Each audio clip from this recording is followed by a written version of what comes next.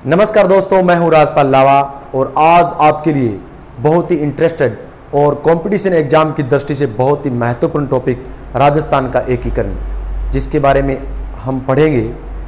वो राजस्थान जो आज का वर्तमान राजस्थान है, वो जब भारत आज़ाद हुआ था उस वक्त यहाँ पर छोटी छोटी रियासतों में बंटा हुआ था और कैसे वो छोटी छोटी रियासतें विलय होकर के एक बड़ा राजस्थान बना। आइए देखते हैं। आज हम पढ़ेंगे राजस्थान का एकीकरण। आज का जो राजस्थान है ये 19 देशी रियासतें, जब भारत स्वतंत्र हुआ था उस वक्त राजस्थान में 19 देशी रियासतें थी और 3 ठिकाने थे। 19 देशी रियासतें और 3 ठिकाने और एक केंद्र शासित प्रदेश था। इन सब को मिलाकर के 19 देशी रियासतें, 3 ठिकाने और एक केंद्र शासित प्रदेश, इन सब को मिलाकर के आज का राजस्थान बना।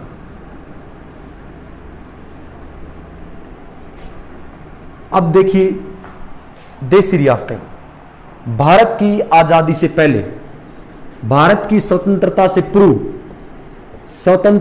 पूर्व भारत 2 भागों में बंटा था। स्वतंत्रता से पूर्व भारत 2 भागों में बंटा था। एक वो भारत जिस पर डायरेक्ट ब्रिटिश की हुकूमत थी, एक तो था ब्रिटिश भारत और दूसरा था देशी रियासतें। एक तो था ब्रिटिश भारत और दूसरा पार्ट था देशी रियासतें। ब्रिटिश भारत वो जिन पर ब्रिटिश का डायरेक्ट प्रभुत्व था, प्रत्यक्ष प्रभुत्व था। यहां पर ब्रिटिश भारत वो भारत जहां पर ब्रिटेन का डायरेक्ट आधिपत्य था और इन जो ब्रिटिश भारत था ये 9 प्रांतों में अंग्रेजों ने इसे बांट रखा था। ये 9 प्रांतें थी और इन 9 प्रांतों पर गवर्नर शासन करता था। स्वतंत्रता से पूर्व भारत 2 भागों में विभाजित था, एक ब्रिटिश भारत और देशी रियासतें। ब्रिटिश भारत वो भारत जहां पर ब्रिटिश का डायरेक्ट शासन था। ब्रिटिश भारत को 9 प्रांतों में बांट रखा था और इन 9 प्रांतों पर शासन गवर्नर करता था। और दूसरा पार्ट था भारत का देशी रियासतें। देशी रियासतें भारत में 565 थी। आजादी से पहले भारत में 565 देशी रियासतें थी जिन पर शासन राजाओं का था, देशी राजाओं का जिन पर शासन था। लेकिन ये शासन नामात्र का था, मतलब इन राजाओं ने अंग्रेजों के साथ बहुत प्रकार की संधियां कर रखी थी, जिनकी वजह से कहने को ये राज्य इन पर शासन राजाओं का था, लेकिन वास्तविक ब्रिटिश हुकूमत ही थी इन पर भी। ये भी ब्रिटिश के अधीन ही थे। तो इस प्रकार स्वतंत्रता से पूर्व ब्रिटिश भारत और देशी रियासतों में भारत बंटा था। जब भारत आजाद हो रहा था उस वक्त एक अधिनियम बनाया गया था। भारत की स्वतंत्रता के समय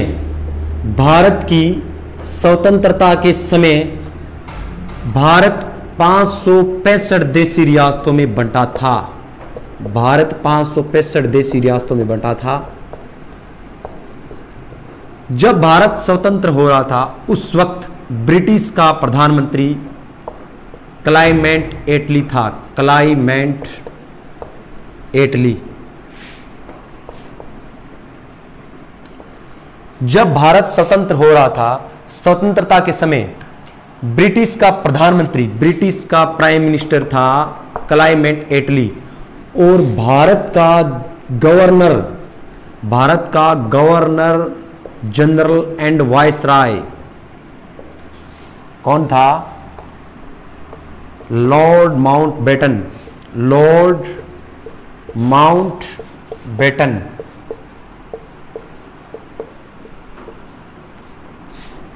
ये भी परीक्षाओं में बहुत बार पूछा गया है कि भारतीय स्वतंत्रता के समय ब्रिटिश का प्रधानमंत्री कौन था? क्लाइमेट एटली। और भारत का गवर्नर जनरल वायसराय था लॉर्ड माउंटबेटन, जब भारत स्वतंत्र हो रहा था उस वक्त।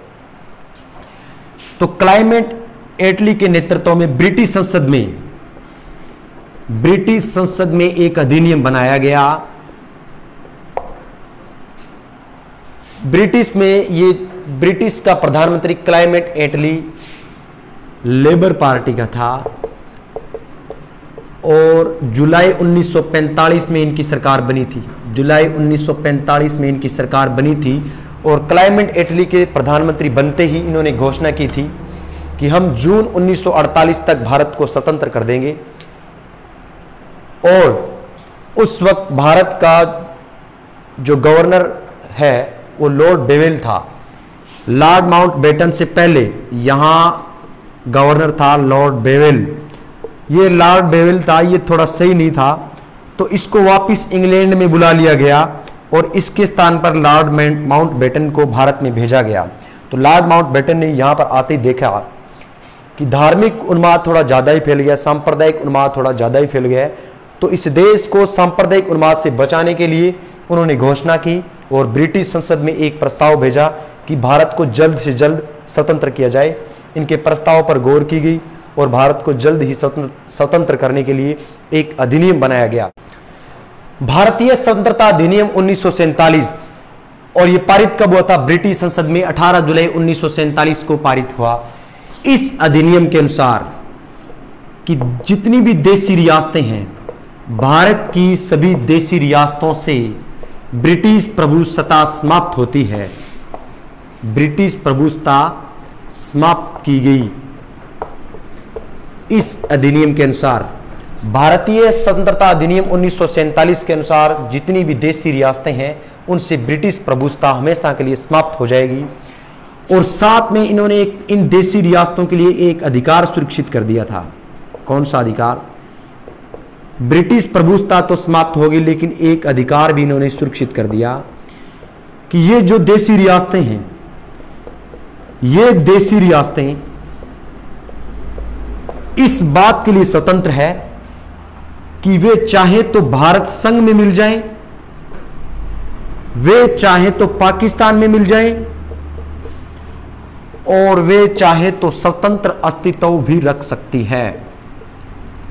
भारतीय स्वतंत्रता अधिनियम के अनुसार इनका एक अधिकार सुरक्षित किया देशी रियासतों के लिए कि वो चाहे तो भारत संघ में मिल जाए, वो चाहे तो पाकिस्तान में मिल जाए, चाहे वे स्वतंत्र अस्तित्व भी रख सकती हैं।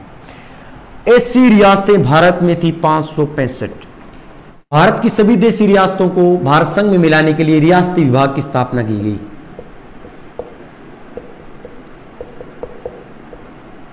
रियासती विभाग की स्थापना की गई 5 जुलाई 1947 को। 5 जुलाई 1947 को एक रियासती विभाग की स्थापना की गई जिसका अध्यक्ष बनाया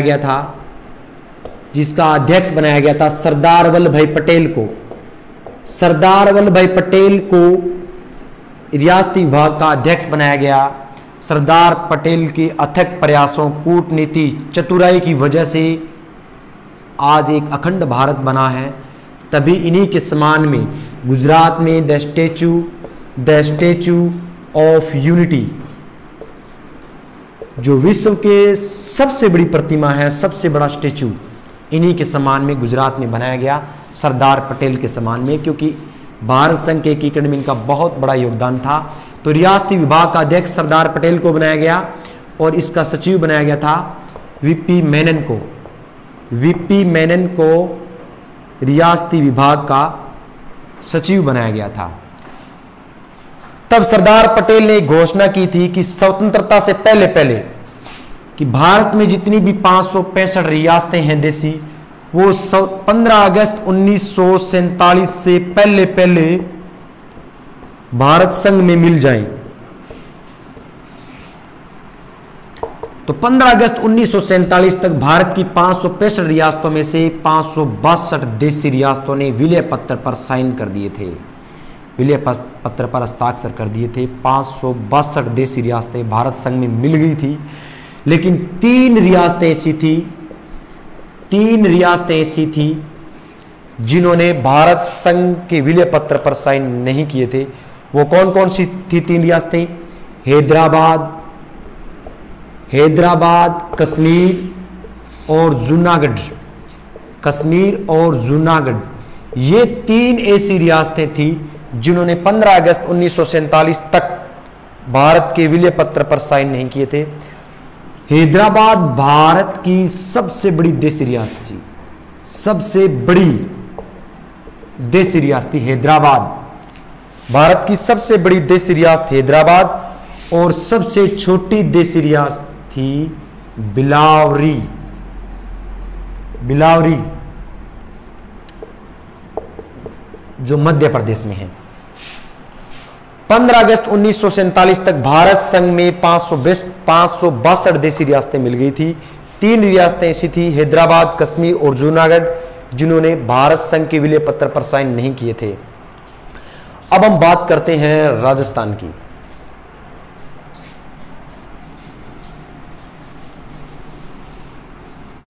अब हम बात करते हैं राजस्थान की।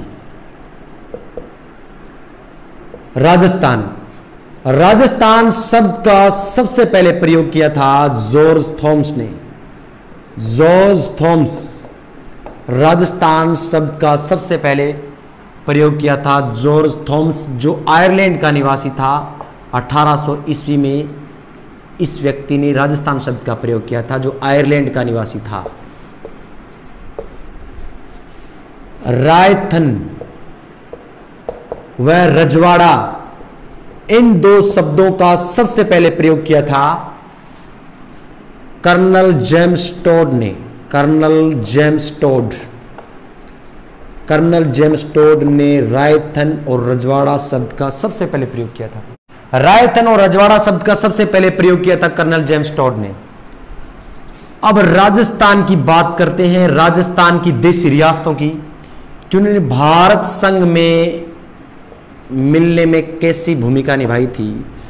तो भारत संघ में सबसे पहले साइन करने वाला प्रथम देशी शासक बीकानेर रियासत का था। प्रथम देशी शासक शार्दुल सिंह, जो बीकानेर रियासत का था, जिसने सबसे पहले भारत संघ के विलय पत्र पर साइन किया था, वो था शार्दुल सिंह, जो बीकानेर रियासत का शासक था, जिसने सबसे पहले भारत संघ के विलय पत्र पर साइन किया था। कब किया था? 7 अगस्त 1947 को। 7 अगस्त 1947 को सबसे पहले भारत संघ में मिलने वाला प्रथम देशी शासक शार्दुल सिंह, जो बीकानेर रियासत का था। जोधपुर का शासक ऐसा था जो अपनी रियासत को भारत संघ में नहीं मिलाना चाहता था, वो अपनी रियासत को स्वतंत्र रखना चाहता था, हनूत सिंह। और ये क्यों रखना चाहता था? क्योंकि पाकिस्तान वालों के संपर्क में आ गया था, जिन्ना वगैरह के, ताकि वो इनको प्रलोभन दे रहे थे कि हम आपको पाकिस्तान में मिला लेंगे। तो जोधपुर शासक हनूत सिंह ने यह कहा था कि मैं अपनी रियासत को स्वतंत्र रखना चाहता हूं।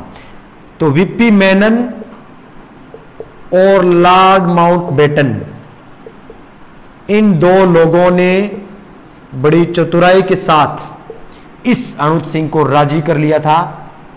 और अंत में 10 अगस्त 1947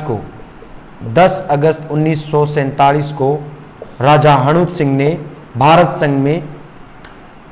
संघ में मिलने के लिए विलय पत्र पर साइन कर दिया था। इस प्रकार राजस्थान के सभी देशी रियासतों ने 14 अगस्त 1947 से पहले या 14 अगस्त 1947 तक सभी देशी रियासतों ने भारत संघ के विलय पत्र पर साइन कर दिए थे। तो सबसे पहले बीकानेर रियासत के शार्दुल सिंह ने भारत संघ में मिलने के लिए विलय पत्र पर साइन किया। और सबसे अंतिम लास्ट में साइन करने वाला कौन था? धौलपुर का शासक था। यह भी भारत संघ में नहीं मिलना चाहता था। इस बंदे ने, धौलपुर के शासक ने, सबसे लास्ट में साइन किए थे भारत संघ के विलय पत्र पर। तो भारत संघ में मिलने वाला काम तो हो गया कि भारत संघ में सभी देशी रियासतें 15 अगस्त 1947 तक मिल गई थी। कुल 565 देशी रियासतें थी। 565 देशी रियासतों में से 562 देशी रियासतों ने साइन कर दिए थे 15 अगस्त 1947 तक। 16 दिसंबर 1947 को भारत सरकार ने एक निर्णय लिया था कि प्रगतिशील और सुचारू शासन व्यवस्था के लिए सभी छोटी छोटी देसी रियासतों का विलय करके बड़ी रियासतों में तब्दील कर दिया जाए, कि सभी छोटी रियासतें, जितनी भी छोटी छोटी देसी रियासतें हैं, उनको मिला करके बड़ी रियासतों में बदल दिया जाए। ये 16 दिसंबर 1947 को भारत सरकार ने सोचा कि ये छोटी छोटी रियासतें बहुत सी ऐसी, तो इनके सही विकास के लिए जितनी भी छोटी छोटी रियासतें हैं उनको चेंज कर दिया जाए बड़ी रियासतों में। और साथ में रियासती विभाग ने, तो ऐसा करने के लिए रियासती विभाग ने एक शर्त रख दी, रियासती विभाग ने एक शर्त रख दी कि वही देसी रियासतें अपना स्वतंत्र अस्तित्व रख सकती हैं जिनकी वार्षिक आय 1 करोड़ रुपए हो, जिनकी वार्षिक आय 1 करोड़ रुपए हो और जनसंख्या 10 लाख से ज्यादा हो। रियासती विभाग की शर्त के अनुसार केवल वही रियासतें अपना स्वतंत्र अस्तित्व रख सकती है जिनकी वार्षिक आय 1 करोड़ रुपए हो और जनसंख्या 10 लाख से अधिक हो। राजस्थान में ऐसी केवल 4 रियासतें थी। राजस्थान में इन शर्तों का पालन करने वाली केवल 4 रियासतें थी जिनकी वार्षिक आय 1 करोड़ रुपए हो और जनसंख्या 10 लाख से ज्यादा हो। ऐसी केवल 4 रियासतें थी, जयपुर, जोधपुर, बीकानेर और उदयपुर। राजस्थान में केवल 4 ऐसी रियासतें थी जो इस शर्त को पूरा कर रही थी कि जिनकी वार्षिक आय 1 करोड़ रुपए हो और जिनकी जनसंख्या 10 लाख से ज्यादा हो। ऐसी केवल 4 रियासतें थी, जयपुर, जोधपुर, बीकानेर और उदयपुर। ये जो बड़ी रियासतें थी यही तो एकीकरण का विरोध करती थी कि हमें एकीकरण नहीं करना, अपना स्वतंत्र अस्तित्व रखना है। जब भारत स्वतंत्र हुआ था उस वक्त राजस्थान में 19 देसी रियासतें थी, 19 देसी रियासतें थी, 19 देसी रियासतें जिनको तोप की सलामी का अधिकार था, तोप की सलामी का अधिकार था।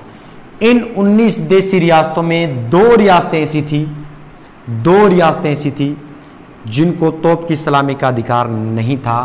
वो थी किशनगढ़ और शाहपुरा। किशनगढ़ और शाहपुरा 2 ऐसी देसी रियासतें थी जिनको तोप की सलामी का अधिकार नहीं था। 19 देसी रियासतों में से 17 देसी रियासतों को तोप की सलामी का अधिकार था। 2 रियासतें किशनगढ़ और शाहपुरा ऐसी रियासतें थी जिनको तोप की सलामी का अधिकार नहीं था।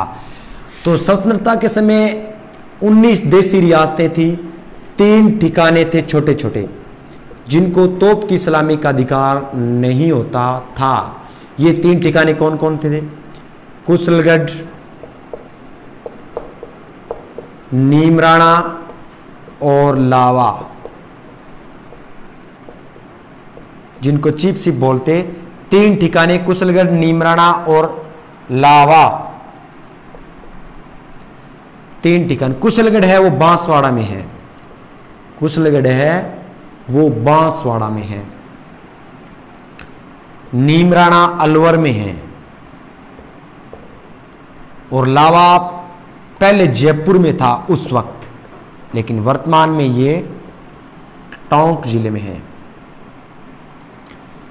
19 देसी रियासतें, 3 ठिकाने और 1 केंद्र शासित प्रदेश था। केंद्र शासित प्रदेश अजमेर मेरवाड़ा, अजमेर मेरवाड़ा ये एक छोटा सा प्रांत था जिन पर डायरेक्ट ब्रिटिश हुकूमत थी और यहां पर अंग्रेजों का पॉलिटिकल एजेंट बैठता था। अजमेर मेरवाड़ा C श्रेणी का राज्य था, C श्रेणी का राज्य था और राजस्थान B श्रेणी का राज्य था। 19 देसी रियासतें, 3 ठिकाने कुशलगढ़, नीमराणा, लावा और 1 केंद्र शासित प्रदेश अजमेर मेरवाड़ा। इन सब को मिलाकर के राजस्थान का एकीकरण हुआ था। इन 19 देसी रियासतों में 2 रियासतें ऐसी थी जो जाट रियासत थी, धौलपुर और भरतपुर।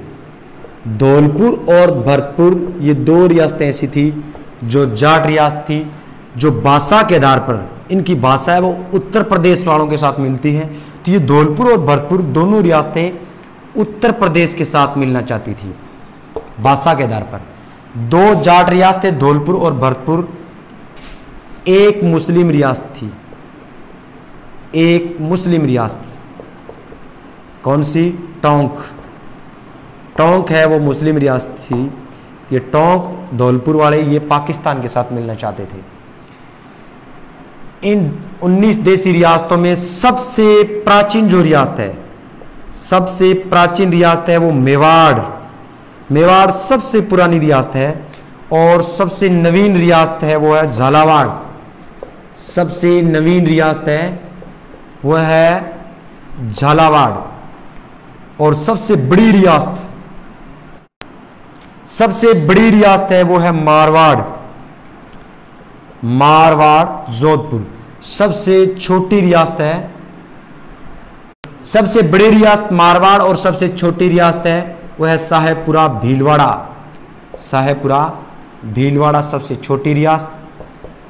ये सबसे बड़ी क्षेत्रफल की दृष्टि से, क्षेत्रफल की दृष्टि से सबसे बड़ी रियासत थी मारवाड़। और जनसंख्या की दृष्टि से सबसे बड़ी रियासत है वो थी जयपुर। क्षेत्रफल की दृष्टि से सबसे बड़ी रियासत थी मारवाड़ जोधपुर, सबसे छोटी रियासत साहेबपुरा भीलवाड़ा और जनसंख्या की दृष्टि से सबसे बड़ी रियासत थी जयपुर।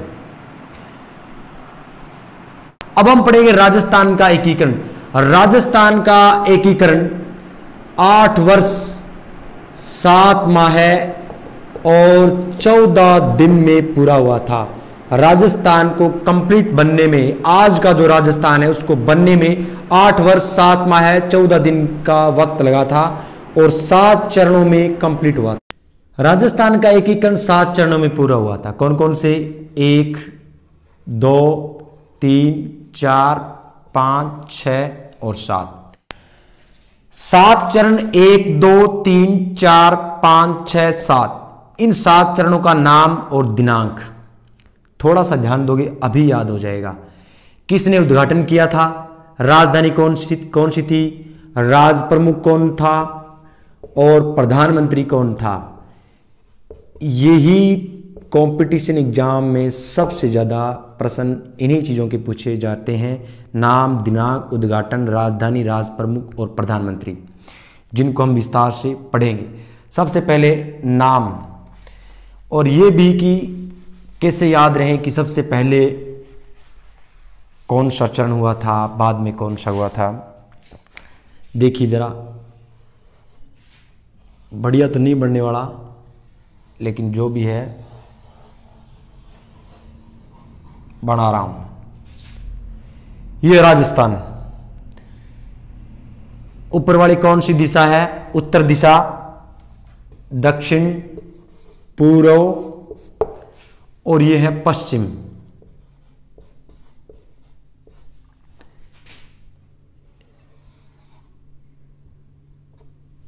यहां है दिल्ली। दिल्ली के सीध में सबसे पहले यही इलाका आने वाला है। 1, 2, 3, 4, ये 4 रियासतें थी। इन चारों रियासतों के शासकों को सबसे पहले दिल्ली बुलाया गया कि आप एक हो जाइए। संघ का प्रस्ताव रखा गया और इन्होंने मान लिया। सबसे पहले जो संघ बना था वो बना था मत्स्य संघ। मत्स्य संघ, मत्स्य संघ इसको क्यों नाम दिया गया? क्योंकि महाभारत के समय इस क्षेत्र का नाम था मत्स्य प्रदेश।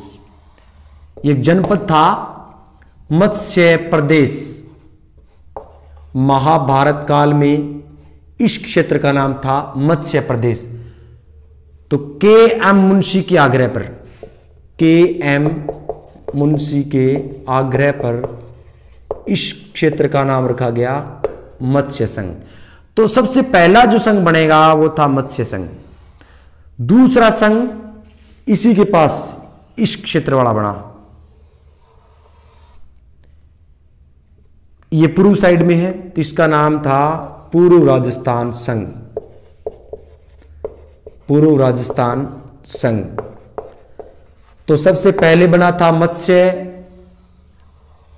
पहला चरण मत्स्य संघ। दूसरे चरण में बना था राजस्थान संघ, पूर्व राजस्थान संघ, इसमें 9 रियासतें मिली थी। और तीसरा जो चरण है वो यहां पर है उदयपुर, मेवाड़ रियासत। तीसरे चरण में सिर्फ और नया कुछ नहीं बना, इस उदयपुर को इस राजस्थान संघ में मिला दिया गया। मिलाने का मतलब संयुक्त किया गया। तो तीसरे चरण का नाम था संयुक्त राजस्थान, संयुक्त राजस्थान।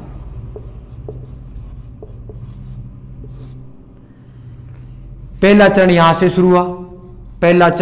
शुरू हुआ, दूसरा चरण ये पूर्व दिशा में तो पूर्व राजस्थान संघ। तीसरे चरण में कुछ नहीं है, तीसरे चरण में संयुक्त किया गया था उदयपुर रियासत को मिलाया गया था इस राजस्थान संघ के साथ, इस उदयपुर रियासत को मिलाया गया। और चौथा चरण जो सबसे इंपॉर्टेंट चरण, राजस्थान का सबसे इंपॉर्टेंट चरण इसी दिन हुआ था। चौथे चरण में जो सबसे बड़ी रियासतें थी, इन सभी रियासतों को, सबसे बड़ी रियासतें जयपुर, जोधपुर, बीकानेर, जैसलमेर, इन रियासतों को राजस्थान संघ में मिलाया गया चौथे चरण में। तो ये देखो, ये जब लगभग पूरा ही राजस्थान बन गया था, चौथे चरण में लगभग पूरा राजस्थान ही बन गया था। तो ये था संयुक्त राजस्थान। संयुक्त राजस्थान के बाद में जब ये पूरा राजस्थान वृहत बड़ा राजस्थान बना था, तो वृहत राजस्थान,